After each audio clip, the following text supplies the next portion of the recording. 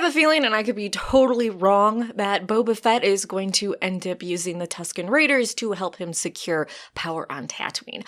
I could be totally off, totally wrong, but kind of thinking that's where we're leading. Don't get too proud of this technological terror you've constructed. Okay, so just really quick, I want to get this out of the way. Hutts weigh on average about 3,000 pounds. There were 2 Hutts on that litter. There were 10 people carrying those Hutts.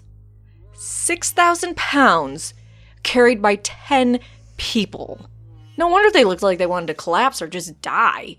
Worst job ever. I love how there was even a dip in the platform, just way too much weight. So with the power vacuum of Jabba's death, and then Bib Fortuna taking over, which we know he wasn't very strong, and I have a feeling he was just a puppet used by someone else, but I guess we'll see.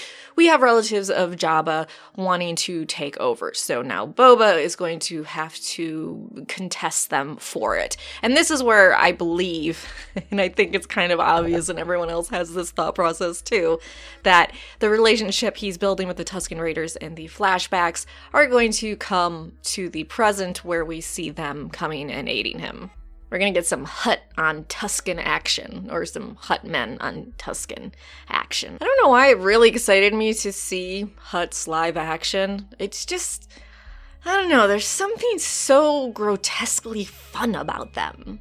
But yeah, Boba's telling the Tusken Raiders, like, hey, you're the natives of here, you belong here, stop letting people push you around. And as Boba teaches them more, like he's teaching them how to use machines, I'm hoping we see in present time for the show 5 years after Return of the Jedi, we see them a lot more organized and stronger and coming in to help. Because we know during the time of the New Republic, later on, they were coming to help when criminals were overtaking a town on Tatooine or something like that. So the Sand People are willing to help. And I really like that Boba Fett is trying to carve out a piece of their home for them to have and feel safe in. In general, the whole thing with Boba and the Tusken Raiders has been just an absolute delight. I would be okay if we get a flashback every single episode.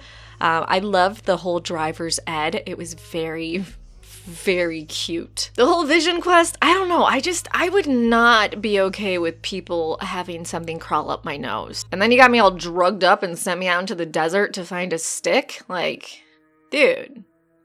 I don't know if anyone needs to hear this, but don't do drugs and wander out into the desert.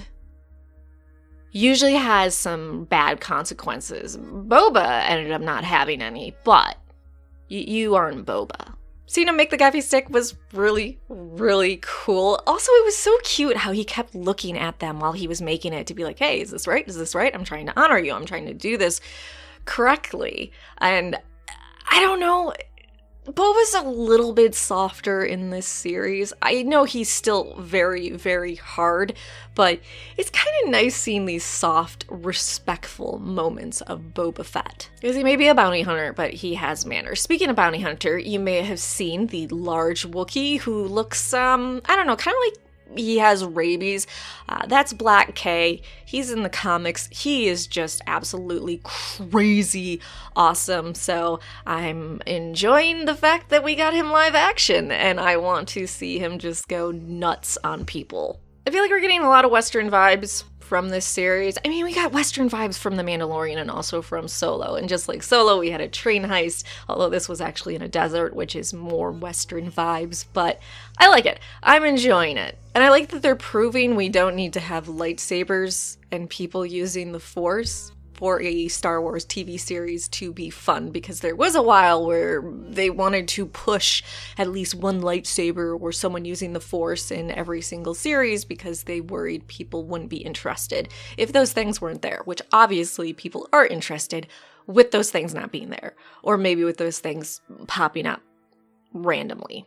Train heist, absolutely awesome. Loved the Banff Tusken Raider just going in there and just wiping them out and then popping up and being like, the Pikes, I did not expect them to look as they did live action. I understand why they did it, but also, really, the Pikes and they look like that with their helmets off.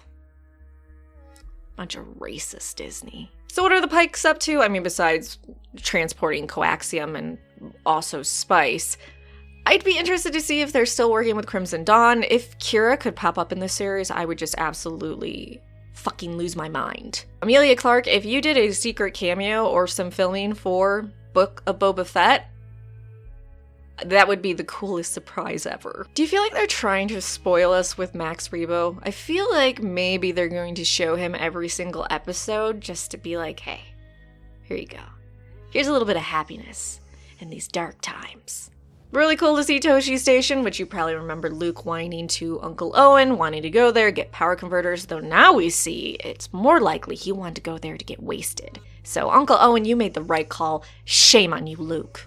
At the station, we got to see Cammy and Fixer. They're married. Very cool. There is a deleted scene in A New Hope you may remember, or not remember.